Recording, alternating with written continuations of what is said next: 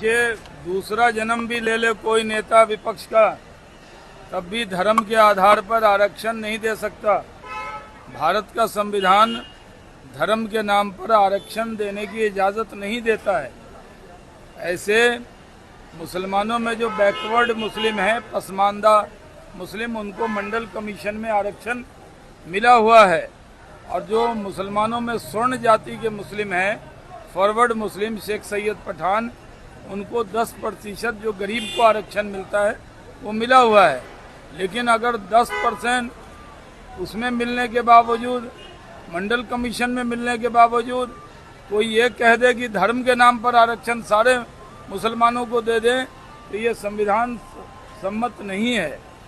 और इस तरह का बयान सिर्फ वोट की लालच में दे रहे हैं नेता। हम लोग मानते हैं कि अनुसूचित जाति जनजाति में भी धर्म के नाम पर आरक्षण नहीं है, मुसलमानों का आरक्षण वहाँ नहीं है।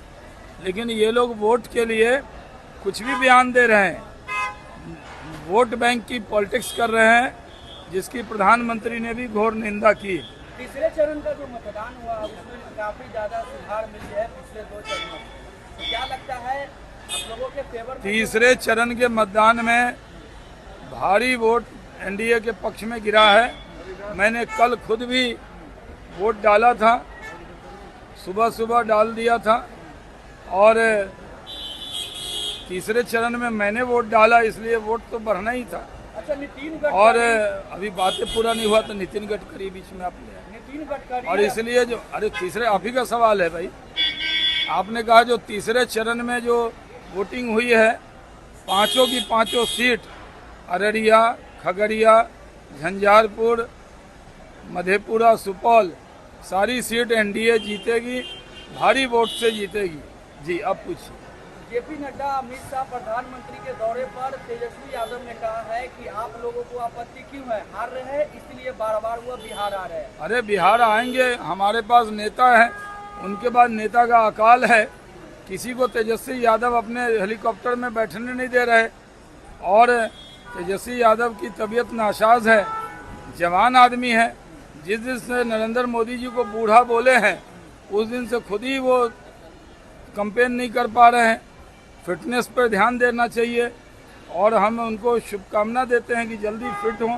खिलाड़ी आदमी हैं, आजकल योगा व्यायाम कम कर रहे हैं, भाषण ज़्यादा कर रहे हैं। देखिए, फिटनेस पर ध्यान नहीं दे रहे हैं, तभी तो दिक्कत आ रही है।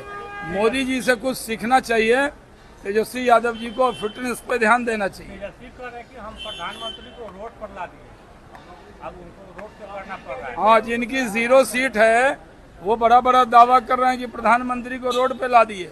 अरे प्रधानमंत्री तो गरीब के बेटा हैं, रोड से ही नेता बने हैं। और जो पार्टी खुद पिछले चुनाव में थी 0, कितनी बड़ी बड़ी बातें कर रही है, और आप लोग भी उनकी बातों को कितना महत्व दे रहे हैं।